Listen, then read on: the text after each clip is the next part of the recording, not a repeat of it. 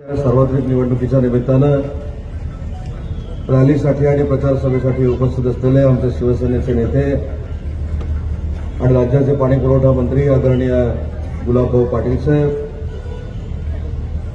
आदरणीय राजू मामा, माझे मित्र या विभागाचे आमदार चंद्रकांतजी सोनवणे, विष्णूजी बंगाळे, वासुदेवजी पाटील, महाजन साहेब, रावसाहेबजी पाटील, सरिताताई माळी, अनिलजी आरपीआयचे, व्यासपीठावर उपस्थित असलेले शिवसेना, भाजप, आरपीआयचे सर्व पदाधिकारी,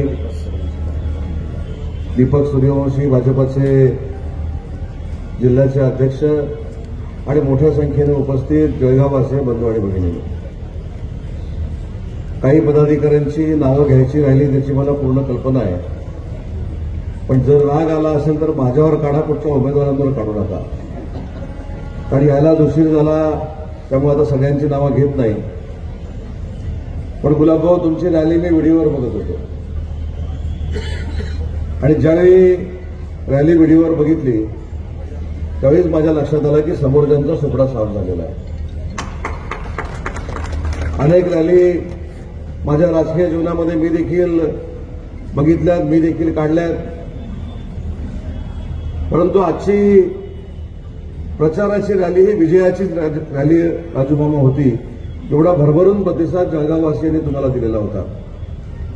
विकासाची कामं करणं, विकासाला न्याय देणं ही महायुती म्हणून देवेंद्रजींची आणि एकनाथ शिंदे साहेबांची जबाबदारी आहे, पालकमंत्री म्हणून पाटील साहेबांची जबाबदारी आहे. पण या शहरवासियांना अभिप्रेत असलेलं काम करणं, त्यांच्या मनातला विकास हा त्यांच्या मनाप्रमाणे करणं हे फक्त महायुतीच करू शकतो, बाकी कोणीही करू शकत नाही. मी आता आमच्या जिल्हा प्रमुखांना विचारत होतो, नक्की आपल्या समोर आहे तरी कोण? समोर कोणच दिसत नाही.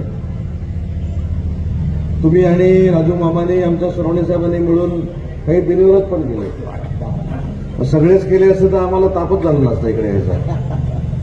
पण ज्यावेळी एखाद्या महानगरपालिकेमध्ये 12 नगरसेवक बिनविरोध होतात, याचा अर्थ 2/3 मेजॉरिटीनं ही महानगरपालिका 100% महायुतीच्या ताब्यामध्ये येणार आहे. मी ज्या दोन नेत्यांचा आवर्जून या ठिकाणी उल्लेख केला, राज्याचे मुख्यमंत्री देवेंद्रजी असतील, आमचे मुख्य नेते आणि राज्याचे तत्कालीन मुख्यमंत्री, विद्यमान उपमुख्यमंत्री एकनाथ शिंदे साहेब असतील, अजितदादा असतील, या सगळ्यांचं ध्येय काय? तर शहरांचा विकास झाला पाहिजे, नगरपालिकांचा विकास झाला पाहिजे, ग्रामपंचायतींचा विकास झाला पाहिजे. आणि तो विकास होत असताना तुम्हाला आवश्यक असलेला निधी हा मिळाला पाहिजे आणि तो निधी देण्याचा प्रयत्न देखील सरकार म्हणून आम्ही करतोय. आता गुलाबभाऊ सांगत होते की मी MIDC D+ केली, पण ही MIDC D+ करताना किती मला आनंद अडचणी या गुलाबभाऊने आणल्यात तुम्हाला माहिती नाही. दर कॅबिनेटला मी नंतर चेहरा लपवायचो, माझ्या बाजूला जे महाशय बसायचे आणि कॅबिनेट सुरू झाली राजू मामा की D+चं काय, D+चं काय, D+चं काय. शेवटी त्यांना एकदा सांगितलं तर D+ तुमचं होणार आहे, जरा 3 महिने धीर धरा. 3 महिने शांत बसले, 90 दिवस शांत बसले आणि 90 दिवस पूर्ण झाल्यानंतर पुढच्या दिवशी मला फोन केला इकडनं, आता 90 दिवस झालेले आहेत, आता कुठचंही कारण चालणार नाही, पुढच्या 8 दिवसामध्ये माझं जळगाव जिल्हा, जळगाव शहर हे D+ झालं पाहिजे आणि त्यांच्याच मागणीप्रमाणे तुम्हाला न्याय देण्यासाठी इतिहासात पहिल्यांदा, म्हणजे आजपर्यंत MIDCनं कधीही A+, D+, B+, C+ हा क्रायटेरिया कधी बदलला नव्हता. हा फक्त महाराष्ट्रामध्ये कुठे बदलला गेला तर तो जळगावमध्ये बदलला गेला आणि त्याचं सगळं श्रेय जसं मुख्यमंत्र्यांना आहे, उपमुख्यमंत्र्यांना आहे, तसं पालकमंत्री गुलाबराव पाटील साहेबांना देखील आहे. त्याच्यामुळे तुमची कामं करणं, तुम्हाला न्याय देणं ही आमची जबाबदारी आहे.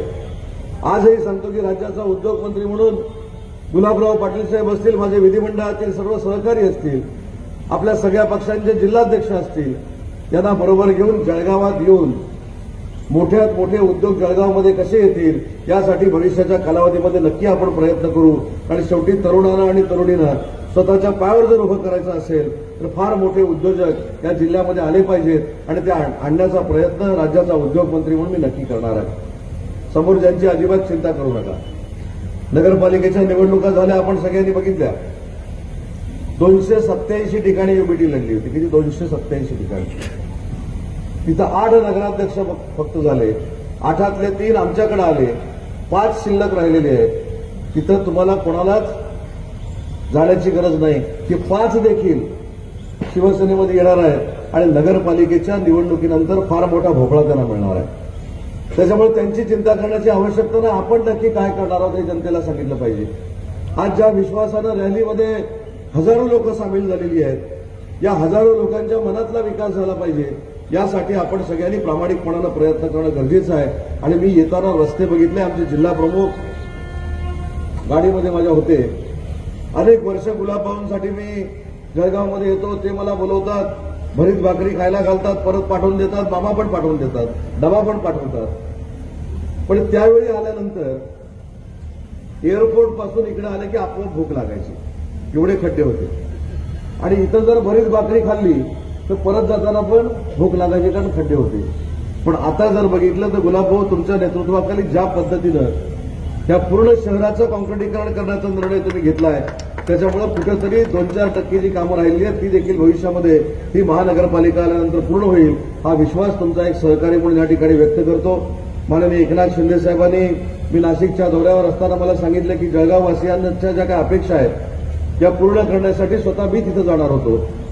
परंतु नवी मुंबईमध्ये रोड शोमध्ये उशीर झाल्यामुळं मला उद्योगमंत्री या नात्याने त्यांनी मला सांगितलं की जळगावमध्ये गेलं पाहिजे आणि जळगावच्या ज्या काही विकासाच्या संकल्पना आहेत, म्हणजे नगरविकासाच्या असतील, गृहनिर्माणच्या असतील, MSRDCच्या असतील, माझ्या उद्योग विभागाच्या असतील, पाणी पुरवठ्याच्या विभागाच्या असतील, आरोग्य विभागाच्या असतील, आणि या सगळ्यांचे मुख्य म्हणून देवेंद्रजींच्या वतीनं देखील सांग की 100% जळगावचा 1 वर्षामध्ये विकास केल्याशिवाय आम्ही गप्प बसणार नाही.